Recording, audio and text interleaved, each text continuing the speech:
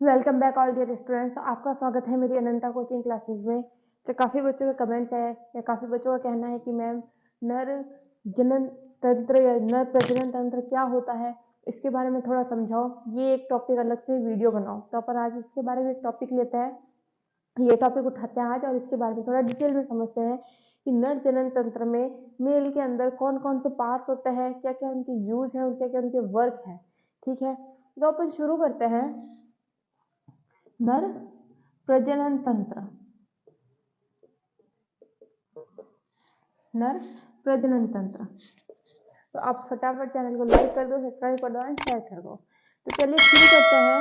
तो पहली चीज की जो नर प्रजनन तंत्र का ये जो मैंने डायग्राम बनाया है, थोड़ा इजी वे में बनाया है डायग्राम। देखो, नर जनन तंत्र का जो डायग्राम है थोड़ा देखने में कठिन लग रहा होगा, मुश्किल लग रहा होगा, यार ये इतनी सारी चीजें कौन कहाँ से जुड़ रहा है, क्या है। बहुत इजी डायग्राम है। पहली चीज की अपन बात करें मूत्रमार्ग की। पहली चीज की अपन बात करें मूत्रमार्ग की, जो एक बिल्कुल गोल अंडाकार थैलीनुमा संरचना है। ठीक है, नाम से ही पता चल रहा होगा मूत्रमार्ग, जहाँ मूत्र एकत्रित रहता है, जहाँ मूत्र को एकत्रित किया जाता है, वो तो हो गया मूत्रमार्ग। अपन आराम से समझेंगे। पहले मैं आपको बता देती हूँ कौन सा पार्ट कौन सा है। जो ये शुक्राशय, जो आपको एक पतली सी संरचना दिख रही है, वो है शुक्राशय। शुक्राशय का काम क्या है? शुक्राणुओं का संग्रह करना, शुक्राणुओं को परिपक्व करना। ठीक है, ये है अधिवृषण। अधिवृषण क्या? जो वृषण के बाहर की लेयर अधिवृषण होती है, जो जिसके अंदर वृषण तैयार रहते हैं, जिसके अंदर वृषण सेफ रहते हैं। ये है वृषण, ये है शिश्न और वृषण कोश और शुक्रवाही। अब अपन एक बारे में अपन बात करते हैं कि कौन सी चीज क्या है। तो पहली चीज की अपन बात करते हैं वृषण, जिसको अपन इंग्लिश में बोलते हैं टेस्टिस। वृषण क्या होते हैं कि वृषण उदर के नीचे स्थित प्रेजेंट होते हैं। ये एक जोड़ी वृषण होते हैं, दो वृषण होते हैं, पूरे एक जोड़ी होते हैं। और जो वृषण होते हैं क्या यूज है? तो जो वृषण है इनके अंदर शुक्राणुओं का निर्माण होता है। यह एक जननिक भाग है, जननिक भाग है जो किसका निर्माण करते हैं? शुक्राणुओं का निर्माण करता है।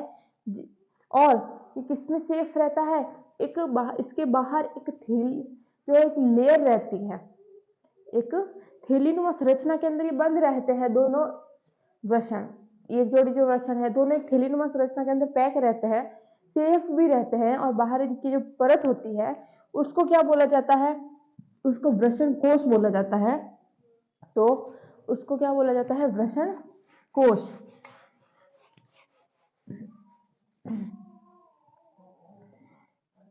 वृषण क्या होता है? पहली चीज की एक जोड़ी होता है किसके? वृषण कोश के अंदर,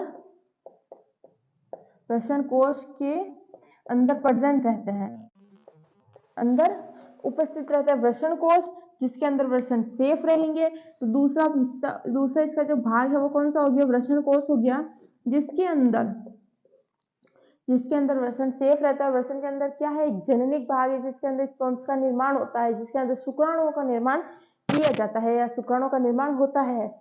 तो सबसे इन सब के अंदर मेन क्या है? वृषण है। इन सब के अंदर मेन वृषण है।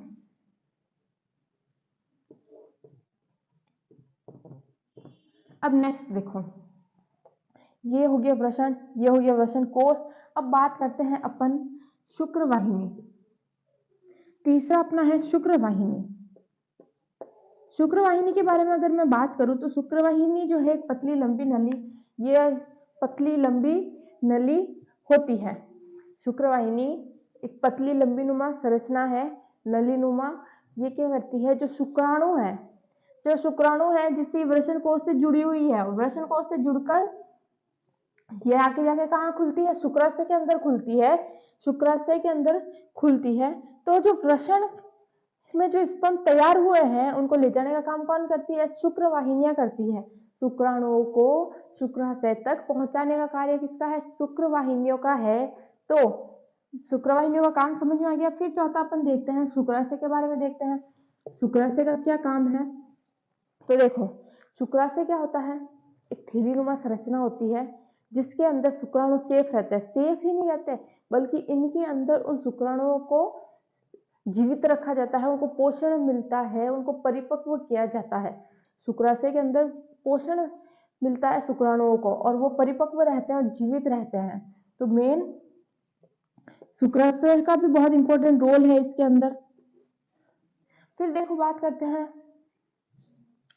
मूत्रमार्ग की।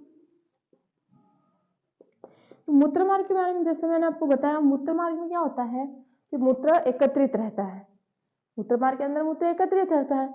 फिर अपन बात करते हैं सबसे इंपॉर्टेंट भाग जिसके द्वारा शुक्राणुओं को योनि तक पहुंचाया जाता है, जिसके थ्रू ये शुक्राणु ट्रेवल करके योनि तक पहुंचते हैं और युग्मनज का निर्माण होता है। वह होता है शिश्न, इंग्लिश में बोला जाता है पेनिस।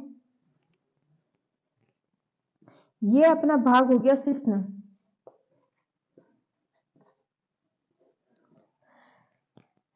शिश्न और मूत्र मार्ग दोनों, ये दो काम करता है, दो रोल निभाता है। एक तो इसका क्या काम है कि यह मूत्र मार्ग का भी रास्ता है और स्पर्म्स का भी रास्ता है। मूत्र मार्ग भी यहीं से बाहर निष्कासित किया जाता है और स्पर्म्स को यहीं से, इसी के द्वारा योनि तक पहुंचाया जाता है। शिश्न का मेन इंपॉर्टेंट रोल भी है। अब देखो यहाँ तक तो ये एक बार डायग्राम बना लो, फिर अपन मैं थोड़ा थोड़ा वापस मैं इसको समझाती हूँ। फिर देखो कि जो शुक्राणु होते हैं, शुक्राणुओं का शुक्राशय के अंदर तापमान नियंत्रित किया जाता है, क्योंकि शुक्राशय के अंदर ज्यादा तापमान में शुक्राणु जीवित नहीं रह सकते। जितना टेम्परेचर उनको चाहिए होता है वो शुक्राशय द्वारा उनको नियंत्रित किया जाता है। और इसके अंदर मेन है कि एक प्रोस्टेट ग्रंथि होती है, जिसके बारे में आपको पता होगा, प्रोस्टेट ग्रंथि। उस प्रोस्टेट ग्रंथि का क्या काम है कि प्रोस्टेट ग्रंथि वीर्य का 20% भाग तैयार करती है। वीर्य के लिए 20% भाग पोषण तैयार करती है प्रोस्टेट ग्रंथि, जिससे वीर्य को पोषण मिलता है। वो परिपक्व तैयार रहते हैं ये प्रोस्टेट ग्रंथि द्वारा। और एक और ग्रंथि प्रेजेंट होती है, यहाँ एक और ग्रंथि प्रेजेंट होती है, काउपर ग्रंथि, काउपर ग्लैंड। यहाँ एक और ग्रंथि प्रेजेंट होती है, काउपर ग्रंथि। अब देखो काउपर ग्रंथि क्या करती है कि यहाँ जो मूत्र आ रहा है, जो मूत्र निष्कासित किया जाता है, जो मूत्र आ रहा है मूत्र मार्ग से होते हुए, तो वहां जैसे मूत्र मार्ग आ चुका है, निष्कासित हो चुका है, लेकिन कुछ बूंदे यहाँ शिश्न के अंदर रह जाती है। तो वहां बूंदे क्या करती है, फिर अम्लता पैदा करती है, एसिड पैदा करती है, अम्लता पैदा करती है, जिसकी वजह से क्या होता है, शुक्राणु को नुकसान होता है। तो शुक्राणु भी इसी रास्ते से आते हैं, तो शुक्राणु को नुकसान होता है। तो जो काउपर ग्लैंड है, काउपर ग्लैंड जो है वह क्या करती है कि एक म्यूकस स्रावित करती है। काउपर ग्लैंड एक म्यूकस स्रावित करती है, ग्लाइकोप्रोटीन स्रावित करती है। वह क्या होता है, हल्का सा चिकना होता है। तो वह जो यहाँ जो मूत्र की जो कुछ बूंदे बच गई है उनको प्रभावहीन कर देता है। उनकी कोई अम्लता से उनको शुक्राणुओं को नुकसान नहीं होता, उनको प्रभावहीन कर देती है काउपर ग्लैंड द्वारा जो म्यूकस स्रावित किया जाता है, ग्लाइकोप्रोटीन। ठीक है, ये हो गया काउपर ग्लैंड। और जो प्रोस्टेट ग्रंथि थी, प्रोस्टेट ग्रंथि 20% भाग तैयार करती है शुक्राणुओं के लिए, वीर्य के लिए पोषण तैयार करती है, 20% भाग तैयार करती है। ठीक है, जैसे अपन बात करते हैं मूत्रमार्ग के बारे में, तो मूत्रमार्ग जो है, मूत्रमार्ग के रास्ते से स्पर्म किसके अंदर पहुंचाए जाते हैं। यह एक जननांग अंग है, ये जननिक अंग है, जिसके द्वारा शुक्राणु योनि तक पहुंचाए जाते हैं। मेन जो स्पर्म तैयार हुआ है, जो शुक्राणु तैयार हुआ है, वो शिश्न की सहायता से योनि में पहुंचते हैं, ट्रेवल्स करते हैं। अब देखो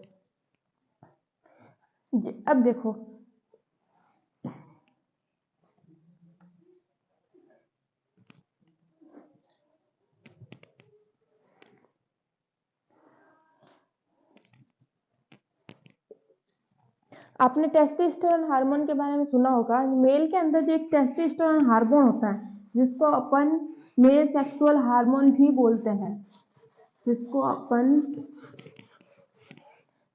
मेल सेक्सुअल हार्मोन भी बोलते हैं। टेस्टोस्टेरोन हार्मोन्स का क्या काम है कि ये नाम याद रखना।